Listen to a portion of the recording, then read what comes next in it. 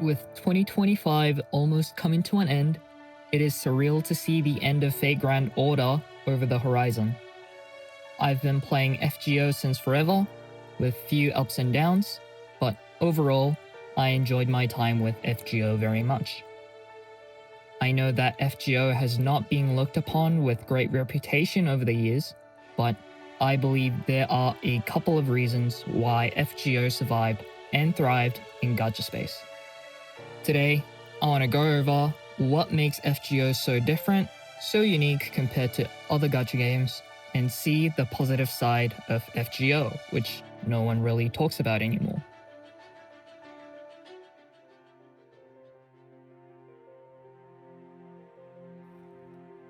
One thing that FGO excels at without any debate has to be its amazing stories and its characters.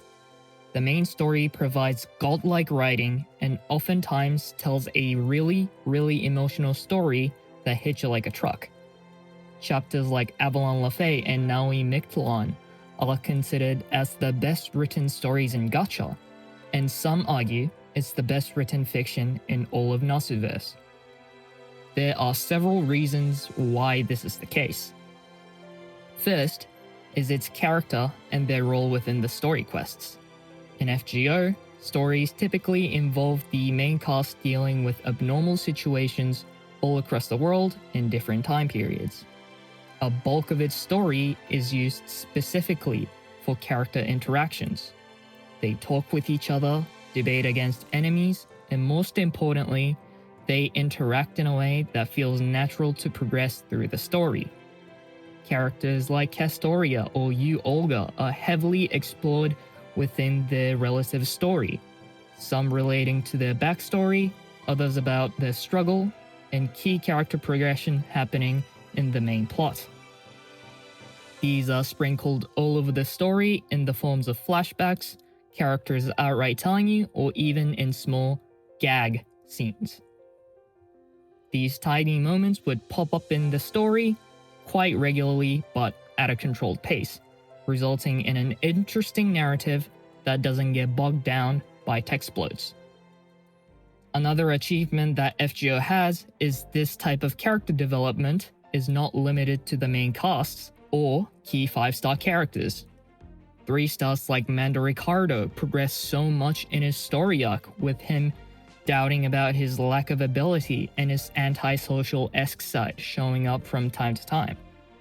But along the way, he overcomes this doubt, resulting in him playing a key role in defeating Artemis, which was one of the best moments in LB5. 1-stars like Arash, our GOAT, plays a huge role in Chapter 6, connecting the main cast with the village in the desert, showing off cool moments of him dealing with Mordred, and developing Verivia's character. Ultimately, Arash completes his character arc by sacrificing himself to defend the refugees from the Lion King, just as he warned Verivia about his journey. Or heck, even one-time NPCs get similar treatments like this, with notable characters such as Patsy, Mike, and who can forget Dino Shiki, all expressing their character story with strong emphasis of characterization, both deepening the impact it has on the story and the main plot, which adds the feeling of everyone involved in the chapter being important. There are no runaway characters that were added to the story for the simple fact that they were the featured banner character, or they were simply here to glaze another character. Everyone in the story is important because everyone is involved in the main plot. Another aspect that helps FGO in terms of their story is their use of built-up or prior stories. The characters introduced in previous chapters are often referred back or would simply be in the main story. This allows the writers to effectively use the established characters from those past stories, and allows them to add a very sophisticated moments that plays into their characterization. Characters that played a significant antagonistic role coming back to help us in a new chapter. Characters acting out of their norm because of prior actions taken by another character in previous chapters. And the biggest point, the characters aren't thrown into the dumpster fire the second writers are done with their relative chapter. All of these points join together in a way that creates a very, very significant character-driven story, while it feels as if the story is not just an advertisement for characters. It genuinely feels like the storytelling is the main focus.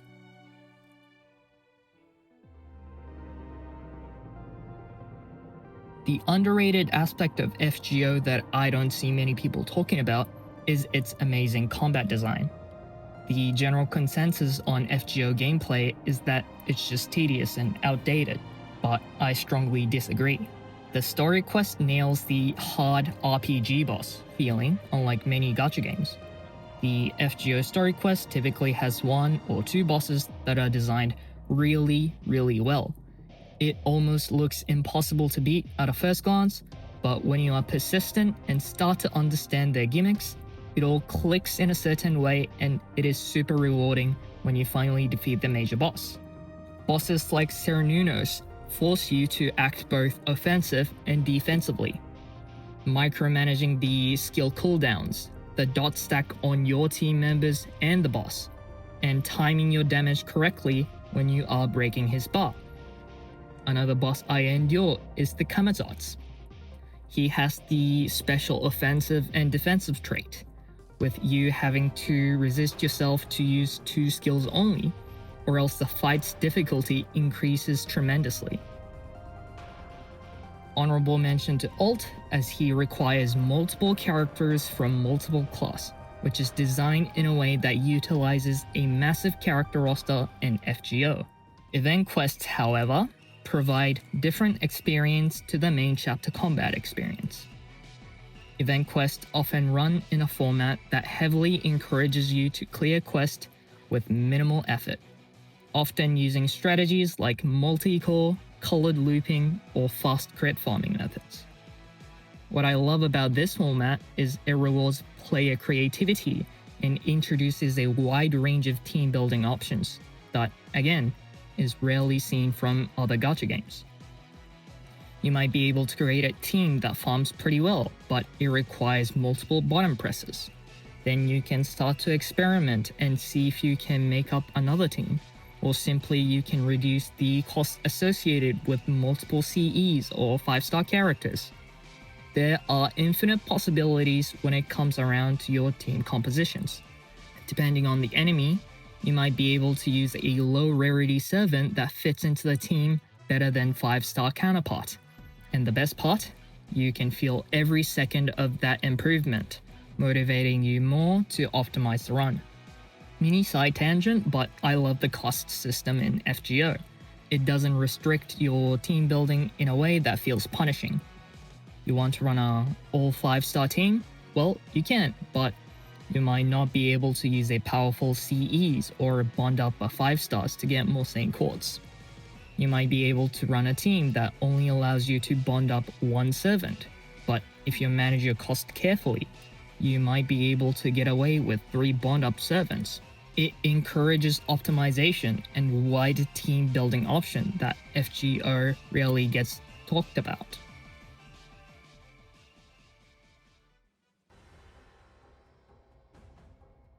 The monetization aspect of FGO can simply be glossed as just bad, but there are multiple sides of FGO that excels in terms of player-friendly design. One major aspect that nobody mentions is the requirement that players are forced upon is way lower than any other gachas. The story quest, while super hard, can be beaten by just low rarity servants. Same goes with the event quest as well.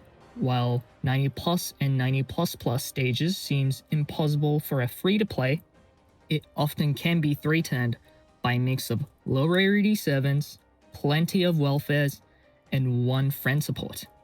This is equivalent to modern-day gachas allowing 4 stars to complete the endgame content with all achievements. There is very little shilling. Sometimes the on-banner characters aren't even preferred on 90++ stages. There is no dedicated support, all supports are equally usable for every DPS. And there are no signature weapons, with free-to-play CEs being often the best CEs in the event or general gameplay. Let's look at some examples on how easy-handed the FGO is in terms of team building. You typically want a Berserker servant that counters every class in the game, except for 2, but they are regulated to story quests for most of the time. You also want that servant's card type support, if Buster, Koyanskaya, Arts, Castoria, and Samaskari for quick, and Oberon for a good measure. You are basically set to go with just these characters. That is 3 characters that you need in keeping up with FGO. Heck, you could go lower by borrowing friend support to bring this down even lower. Other aspects that are blatantly ignored by many are the dedicated balancing done by the devs and their constant buffs to needed characters. With FGO, the characters have a strict power budget that they cannot go over. The card type buff is typically 50% increase max. Batteries are ranged from 10% to over 100%, but they are balanced by the fact that with more NP charge you have, the less damage you deal. And who can forget about NP levels? The scaling you have with multiple copies on one character is just their multiplier increases. No hidden mechanics locked behind multiple copies or other predatory measures. This multiplier is so good that generally 3-star servants with NP level 5 deal more damage than a single copy of 5 stars. This applies to high rarity characters as well, as if you have higher NP level on one character, newer characters aren't even in contention in regards to the damage numbers. Let's look at you, Olga, a 10th anniversary character that is very strong. Her ability to charge her NP to max, guaranteeing her cards and crit, and other sheer usability she has. But she is hard capped by her damage numbers, her class advantages, and her third skill that requires setup. She is not strictly an upgrade in every sense of the word, but the design team was able to create a very strong character while being strict on having less power creep due to her release. Another aspect there as well, the lack of power creeps. The last time meta shifted was with the release of Koyan and Buster looping, but that did not bring down Art or Quick. Hell, I think it improved a lot on Quick with the release and buffs of stronger Quick characters. The strongest character in the game by far, Castoria, was released a whopping 5 years ago. 5. And there hasn't been another character that comes close to her usability in both farming and high difficulty contents. Look at DPSs. Arjuna Alta is still the 3 kings of DPS, with him being released in 2019. 6 years, and he deals as much, in some situations, more damage than the modern day characters. This can be said on release characters as well. Saber is still one of the strongest characters in the game. Gilgamesh, a first limited servant, is still being considered as top tier character with 10 years of runtime. I've mentioned the friend system before, but this as well helps the free to play or low spenders, because if you need that one character, you can borrow them in any content. If you want to use max duped characters, you can just borrow them in any content. If you need to just meme around and build an absurd team, you can borrow one from the support. This system drastically lowers down the cost required to use the characters you want, while being an actual support system unlike many other gachas.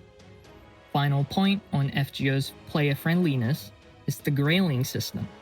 The grailing allows you to go beyond the servant's specific level caps, going upwards of level 120. This system allows the player to increase their character strength beyond what is capable of. Strictly speaking, the same servant that maxed out their stats while being an NP level 1 deals more damage than the max duped NP level 5. Not only that, it allows the gaps between low rarity characters and 5 characters to be minimized, allowing players to chase your favorites instead of meta. FGO is the one of few gachas that waifu over meta actually applies to their game, which again, not many people mention when it comes to FGO.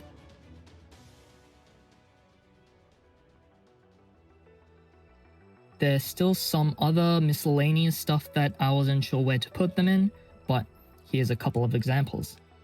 The music of FGO is one that is very traditional RPG-like. Not only were the boss themes amazing,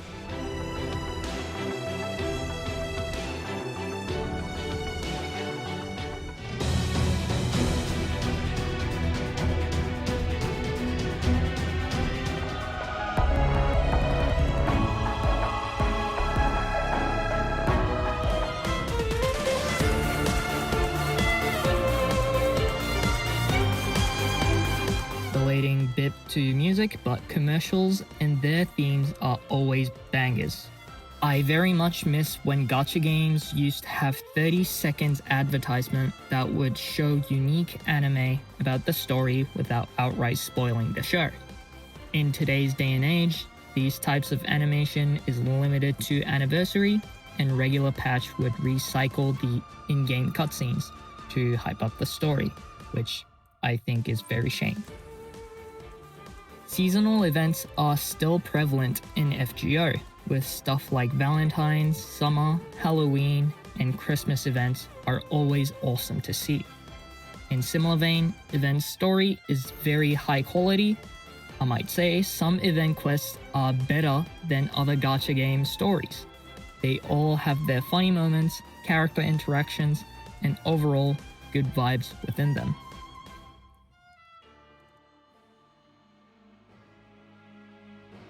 At the end of the day, FGO is extraordinarily amazing at what it does best, with its story, battle mechanics, and how they approach the unit strength.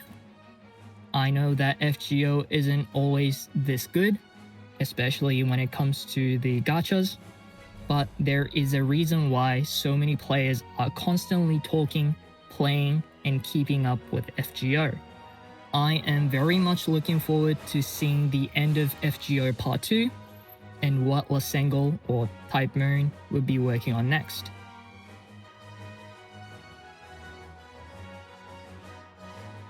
Hope you guys enjoyed this video. If you liked it, great. If you disliked it, my bad. But I'll appreciate to get any comments on if my takes were valid, if you agreed, disagreed, or completely missed in this little review. Thank you so much for watching, and remember, gacha is bad civilization.